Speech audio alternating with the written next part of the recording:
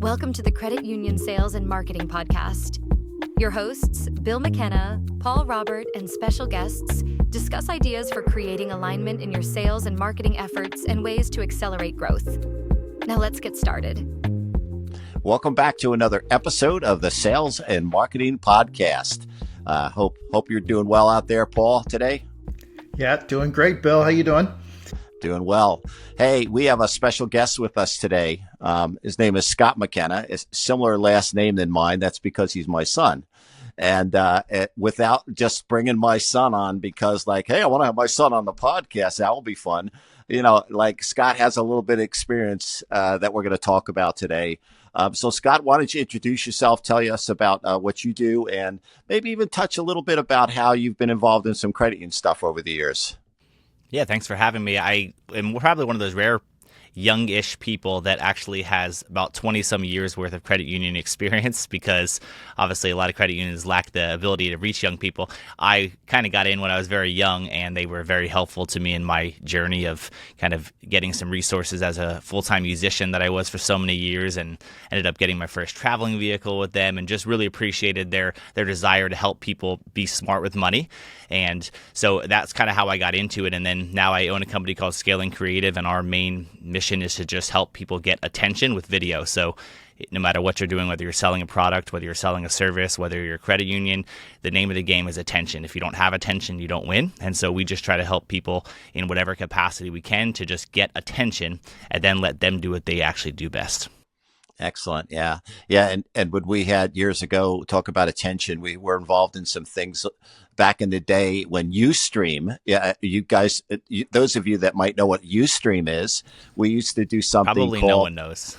No, probably no. But actually, interesting YouTube enough, we still use Ustream, believe it or not, for some of the recording we do with one of my clients who is a TV studio. They actually use it because the quality of the Ustream is very high.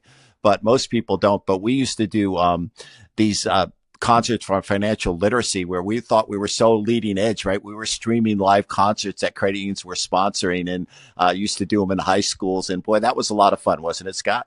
Yeah, it was a great time, and really it'll come down to what we talk about, but the idea was, hey, it's hard for credit unions sometimes to actually reach youth, and by them just getting on the stage and talking this big message about financial literacy, no one was going to listen. So we said, hey, we can get their attention through music. And then once we have their attention, let's let you guys do what you do best and preach your message about financial literacy, which is still to this day kind of what we do in the video world. It's the idea of get attention by reaching them where they are, and then you do you. Hey, Scott, why video? I mean, what specifically is it about video? I mean, I know that it's captivating and so forth, but why video, Scott? Well, I would say two things. First of all, I would say that it's not just video. So I think that's an important thing for you to say. Like we obviously the primary thing that we produce for people is a lot of video content, but we also do a lot of photo content. We do a lot of written content. Content in general, when we talk about it in this whole conversation, does not just have to be video. Obviously, video is something I recommend, not just because we do it, but because social media analytics have proven that video gets more attention than anything else. If you scroll through your LinkedIn or you scroll through your Instagram or Facebook, whatever it is, you will stop faster at video than you stop in anything else. They know that to be true, which is why they pump you more video. And then as soon as you watch video, it gives them more analytics than a typical photo does, where they can look to see, hey, if I post a 15-second video and you watch 8 seconds of it, or someone else watches 14 seconds of it, or 3 seconds, they can actually determine whether people are interested based on how long they stay. No one's going to stay very long on a photo, so they can't get the same analytics. So video is really powerful because when done correctly, it allows them to actually look and say, clearly this person's interested because they have watched 36 minutes of this video where they aren't going to sit and look at a picture for 37 minutes. So that's kind of why we push video, and most people would agree when you're scrolling through, you see video, you stop faster than anything else. Agree, yeah. Hey, Bill, before we move on, let's acknowledge that Scott wins the award for the best backdrop, right? For He does. He does. not, Yeah. it beats you and I hands down, but even better than our other guests that we've had on. So Yeah. congrats. Hey, it'd be pretty on that, bad if Scott. the video guy didn't know how to actually make a video look decent, right? Yeah, that wouldn't be good. Yeah. That wouldn't be good at all, would it? So, getting back to the conversation today, Scott, one of the things that we see today is credit unions are always looking for ways to build sales teams, get them out in the field, connect with communities, connect with the members they have. Obviously, we know they're always looking for new members. They're looking for new opportunities. And we also know they want to deepen relationships with the ones they have.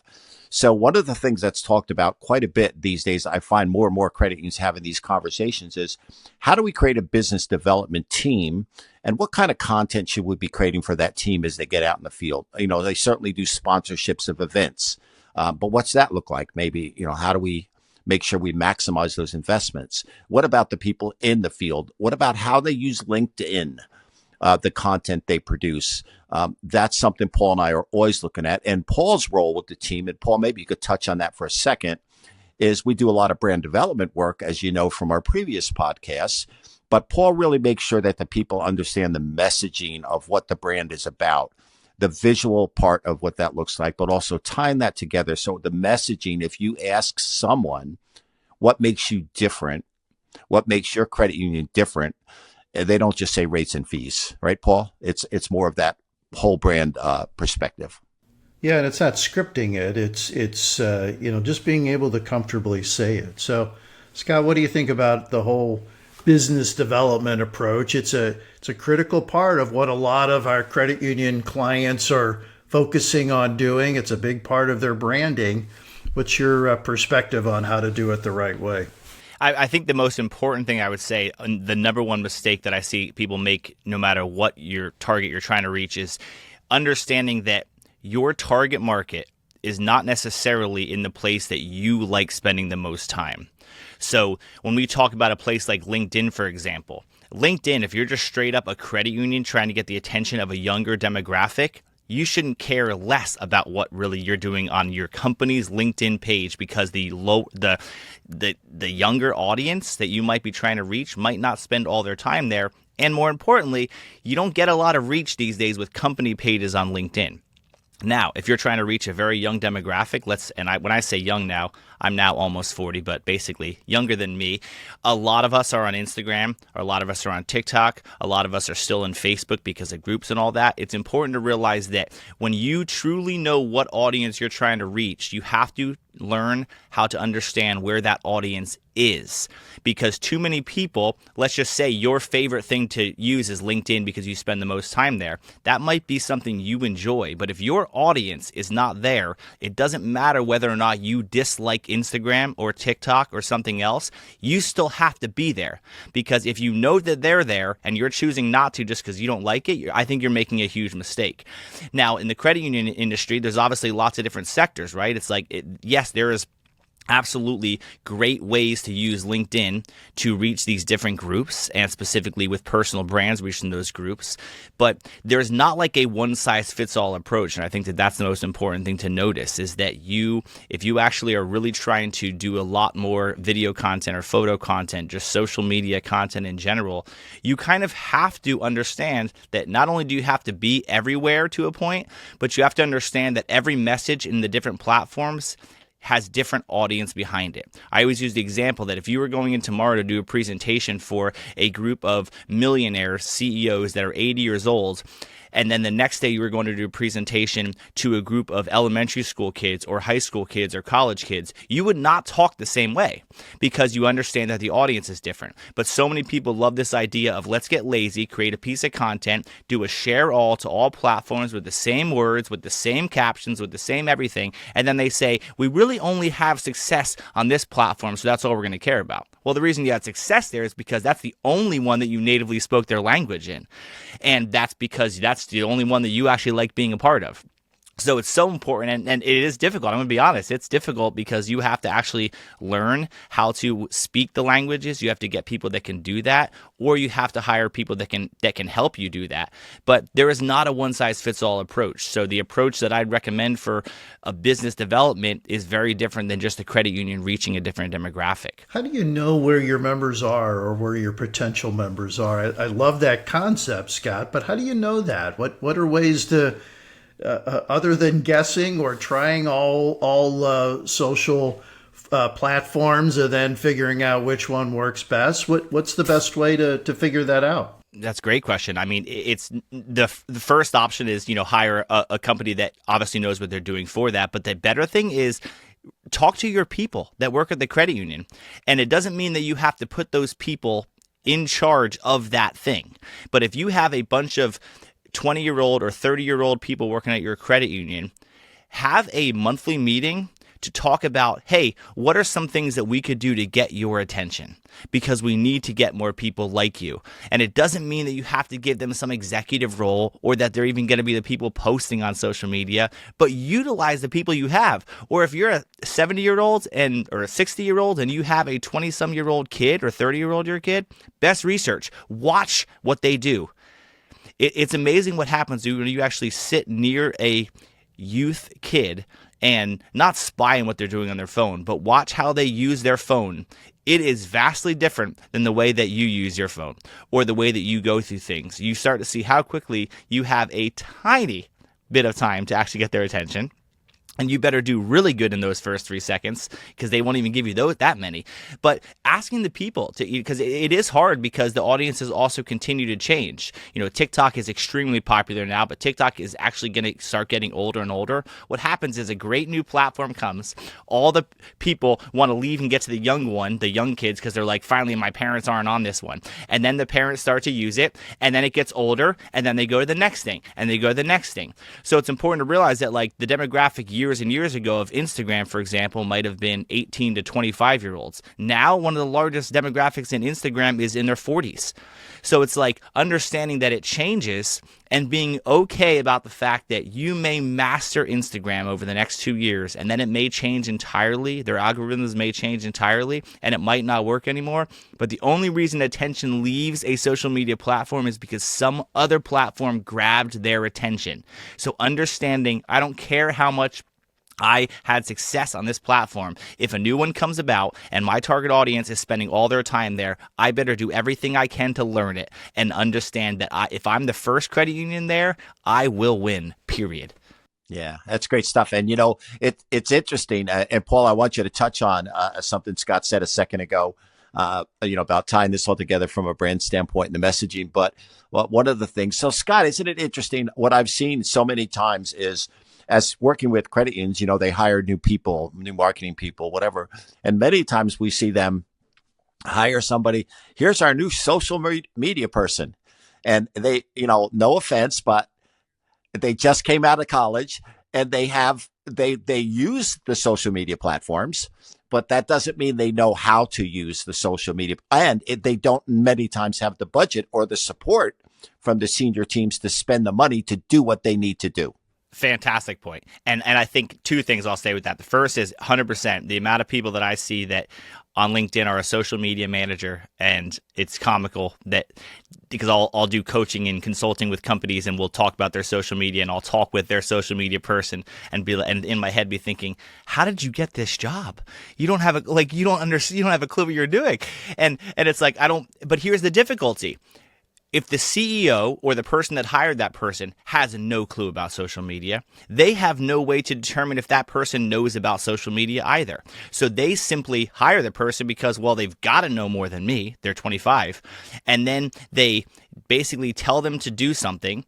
And then they don't have the patience to realize that if you actually tomorrow were to hire a 23 or 24-year-old that really, really knows social media well, they will probably get fired by that leader within a year because the leader doesn't have patience to realize that what actually works on social media is a long-term game of value proposition and nonstop putting content out. So what happens is they'll hire someone with no knowledge. They'll say, I don't feel like those videos are getting us any new members. I don't feel like those videos are getting us new this or this or this. I feel like you're just wasting your time. We're going to look for someone else. And by the time that they actually would even have breakthrough, they're already fired because credit unions and especially older leaders, they forget that there's something called patience that's important with social media. And you can reach anyone you want on social media, but the actual way to win is long term. And if you're not patient, you'll always think that the actual person that knows what they're doing doesn't have success. We work with companies all the time where we'll start doing videos for them, and after 3 months, they're kind of thinking like, I'm just trying to figure out if this is worth it. I'm like, we've been doing this for 3 months. You have no following. We got to give this somewhat of a chance. You know what I mean? But if you don't know, that's why I encourage the people that are doing the hiring to at least know social media enough to be able to determine whether or not the person's actually doing a good job. Because how else would you know? If I hire a plumber, how am I to tell him that he's not doing the job right if I don't know anything about plumbing? I got to know a little bit. Here's just a quick shout out to our sponsor, ironistic.com. Hey, in today's world, everyone knows the importance of having a great website and having an integrated digital marketing plan. If your credit union, community bank, or any other company is looking for that help, I can highly recommend ironistic.com. Check them out. Paul, would you jump back into what Scott said having to do with getting other people involved within the organization, the younger people asking the questions? I think that's a super valid point, and that's something you see all the time, right? Getting feedback from employees.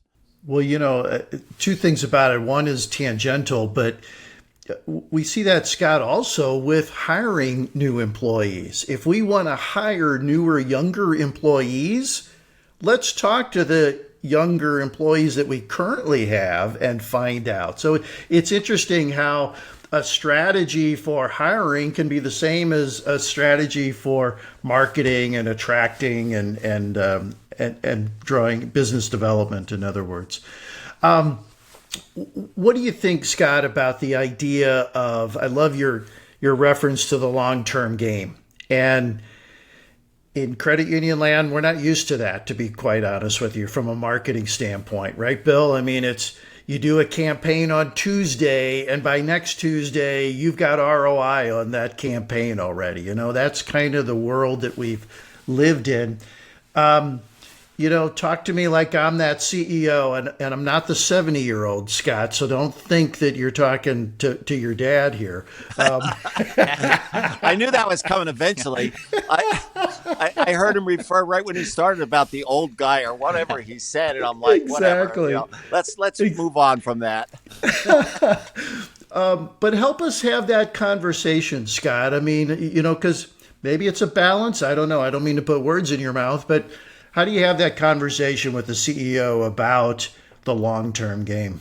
I think two things. I want to go back, first of all, because you just talked about the ROI side of like the instant ROI that you get from a campaign. The interesting thing about social media is that social media gives you better analytics than anything else in the world in terms of being able to see how many people saw something, how long they watched something, what demographics saw it, where they saw it. They give you everything.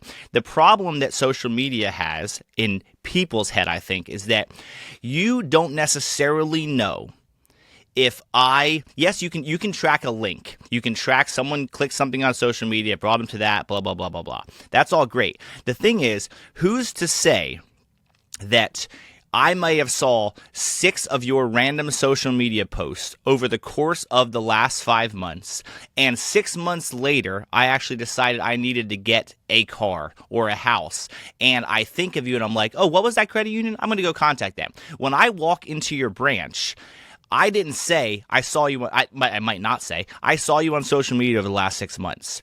You don't necessarily know, even though you have all the analytics. The problem is social media is so effective, but it's not always possible to know that they came from Instagram or LinkedIn, or what post they came from on LinkedIn, or what ad they came from.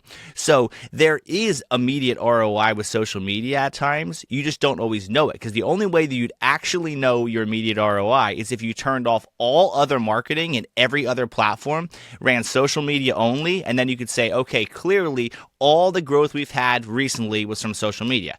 Obviously, you're not going to do that. But I think that is a very important point, because you can say, hey, when we run a campaign, you instantly know your results. But you can do that similar type of thing on social media. You just have to know how to set it up a little differently so you know where things are coming from, but you just don't always know, because the long game we're talking about is that I see your credit union over the course of a year, 2 years, 3 years, and realizing that I'm eventually going to need your service. And I think that credit unions, that's where they can make a mistake, is if you want to reach a college age kid, for example, you need to start in elementary school. You need to start in high school, so that it doesn't mean that they need your service now. That the long-term game is eventually they need money. Everyone does. So who will they go to when they need the service you offer is the branding game. It's how can I get the influencers who are making an impact in social media now through what's called influencer marketing, the best tactic for any credit union right now, which is how can you reach out to great creators locally in your area that have the target market you want and allow them in their own language to make your credit union fun, so that when they show up to events and when they do things and when they just talk in their fun native language that makes no sense to you, their audience is like, cool, what's this credit union they're talking? I don't even know what they're talking about, but it seems cool. What's not going to work is the 7-year-old hopping on TikTok and making a video trying to reach them because they don't speak their language. But let the young people do it, and then you can find ROI. But I think that influencer marketing piece, because you asked earlier about what are some ways you can reach a different demographic, influencer marketing, and not just for young people, but anything is very important, because influencer marketing is not a younger person. It's simply reaching out to people that are making an impact with an audience that you want to reach, and letting them share your message. So when Google sends people new phones, like they send me new phones for YouTube to review, they're doing it because they can run billions of dollars of ads if they want, but the best ad they can run is the one where I'm talking about why the phone's awesome, and my subscriber base of thousands and millions of people is being like, yeah, I want that phone. That's influencer marketing, and it's powerful. Influencer marketing can also be on a podcast. It's the same thing of if I know that you have the audience I want to let you speak to your audience the way that you want, and I don't want to control what you say, because if I make you change your language, your people will not take the message the same way as if they were in your language. They like you for a reason. They don't want to hear what I have to say. They want to hear how you would say it.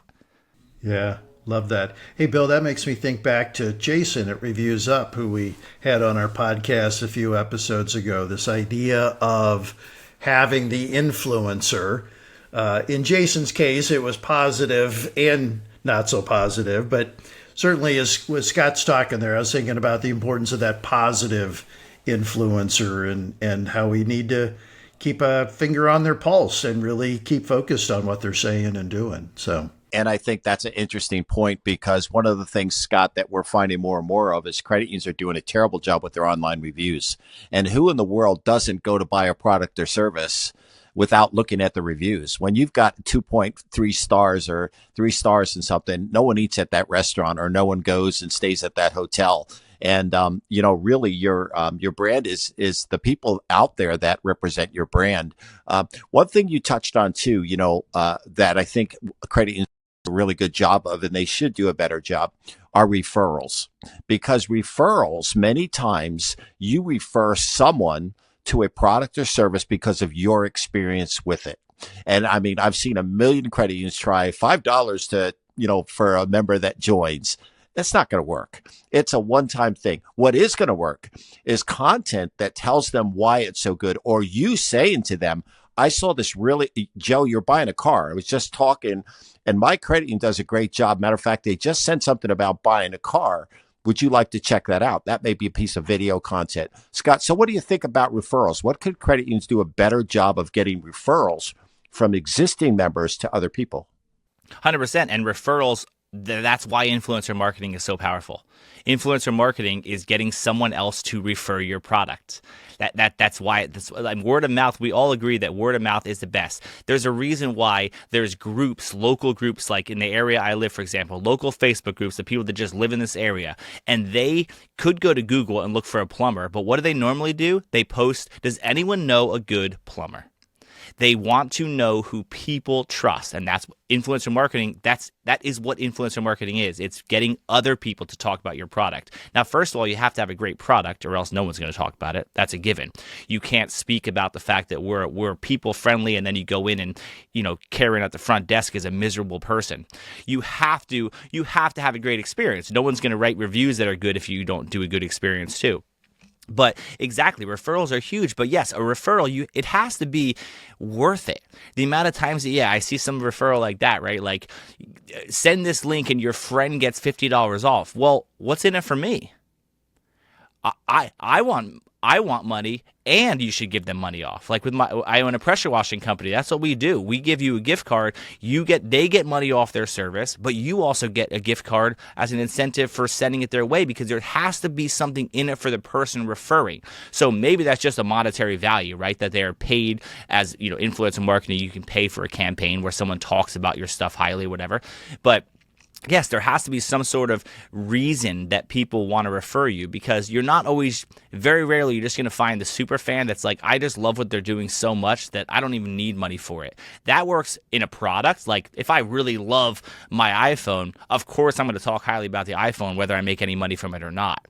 But if you're talking about something a little bit more unique, like a credit union, or something that's a little bit more personal and it's not just a tangible product, then the more that you can incentivize that person, and understanding that what incentivizes person A is totally different than incentive B. So looking at a specific campaign, an influencer marketing or referral campaign, Scott, what would be a good value for you to help promote the brand? Let me decide and build custom campaigns for that kind of stuff. And referrals, it's great. If you're doing a referral with all your in-house employees, like, hey, we need more employees, or we need more people like you to join our credit union. Hey, every person you get is going to get $500, or you're going to make some, it may seem like big incentives, but like, long term, I don't know how much money I spent with that credit union that did all the stuff with me for 15 years, but it was a lot more than $300 or $500.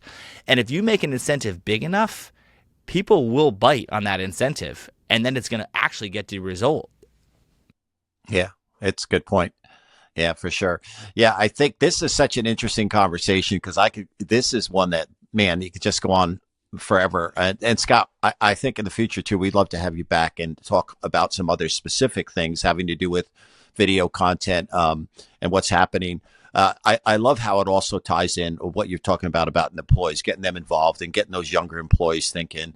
And it is true. A lot of older credit union people that have been in the business for a long time, they do not get it. What they understand and they're really good at is rates and fees, margin management, understanding, how to run the credit union well, but they struggle, a lot of them, with the idea of what marketing really should do today, how it works, and it's changed so much. I'm old school, this. I've been in this business for a long time, 40 years, and so much has changed. I was a genius the first time I told a credit union to do a direct mail piece.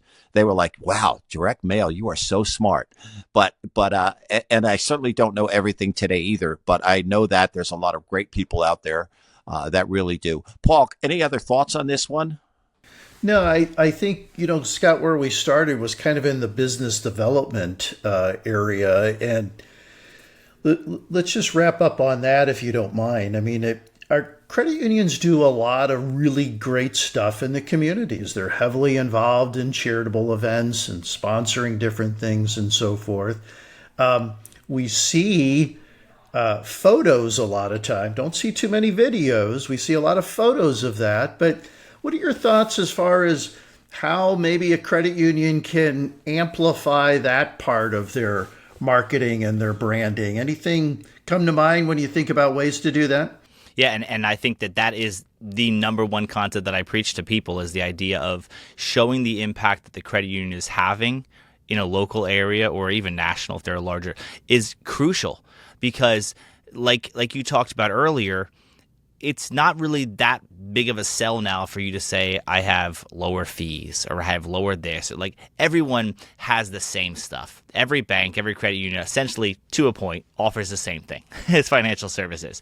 So the way that I might choose you versus someone else, or choose a local credit union or business development, is because I see that the impact that the credit union is having on the community that I live. And the great thing about that kind of content is, the number one thing I preach with any content is that it's value-based, that how can I make this a valuable piece of content for someone watching? So what's also value to people is just, it's either education, which you can do through the form of just helping people understand their money, but it's the idea that not every single thing you put out has to have an ROI or a call to action to it. Meaning, when I post an amazing story of someone who was impacted by my credit union in a massive way, I don't need to end the video with call ABC Credit Union today to be able to learn how you can save. Like, I don't need that. From a branding perspective, when I continuously share the impact, credit unions do amazing things in the community, and they give money to so many other things, and yet who actually knows about it other than the organization that's getting the money from them? And they may look at it like, oh, well, I don't want to look like, we're giving to, well, you don't have to. If you just share the amazing story of what's happening, it doesn't have to look like we just gave this company $20,000, look at us. It has to be just sharing this incredible story. The value of what you gave doesn't matter. It's just like, we love supporting this organization, and you put together a video about that impact. And then people start to say, I like this credit union. They essentially do what this bank does too, but I like the fact that most things I see from them is impactful. It's the reason why when you see big banks actually do television ads and things and spend millions of dollars, usually what they're trying to do is pull at your heartstrings. They're not doing some sort of video that's actually saying call today for 3.9%. Usually they're trying to make it be like, oh, I didn't even realize that was a bank doing that commercial. That's the impact. It's showing that they actually make a difference. And because credit unions are so localized, they can do that better than anyone. They are in the schools and they're in the places that matter. It's brand association, associating with a great brand. It's so important. Now, let me, Paul, I want to ask one more thing, or mention one more thing real quick that just came to my mind, because otherwise I'll forget it. So, Scott, what you're saying is so true. What you see many times is that you see them post something about the American Cancer Society walk they just did, and there's a couple pictures. But what they're not doing is diving in deeper to why they do it and what the American Cancer Society is about. They need to do that, and they don't just do one video. They need to do a series of those, right? You said to me so many times, which is so right, you don't need a video. You need a video strategy. How are you going to use video content? How are you going to use other content? So, Paul, jumping back to what you said, you had a comment you wanted to make? Well, I was just going to say that I think credit unions in general, this is a general statement, of course, but I think they're too humble. They don't talk about themselves enough. They don't know how to talk about it, to Scott's point, in a way that's not braggadocious, but it's real, and it supports the brand, and it plucks at the heartstrings, as the case may apply, and so forth. But if you're doing this, if your employees are doing this, if it's integral to your culture and your values and so forth, then you need to talk about it. And I think the videos that Scott's talked about here today is a great way of doing that. And here's the great thing to think about. I always want people to know, even though, yes, I do video and I want video to look and sound good, the quality of the video, even coming from a person that does this, is not that important anymore these days. Your phones shoot great video. You could totally incentivize let's say your credit union sponsors this big 5K race or this marathon that's happening in the area. Why couldn't you tell your 5 young credit union employees to go out and all capture tons of video with their phones and see if they can find a unique story of a specific runner and make their own little fun documentary about it and whatever they want. And the person that gets the best video that they end up sharing will get $500 as a thank you for all their hard work. And then you're going to get these raw stories, because sponsoring a marathon's amazing, but that's just a bunch of random runners with no connected story. When you talk to Sandy, who is battling cancer, and this is the most important race of the year, and for 3 years she's been doing it, and each and every year she's just thankful that she gets the opportunity to have one more race. And then the end of the video says, and this is why we support the American Cancer Society. And then just your little logo of your credit union. That's more impactful than you saying, we love this race each and every year. Good luck to the runners. Okay.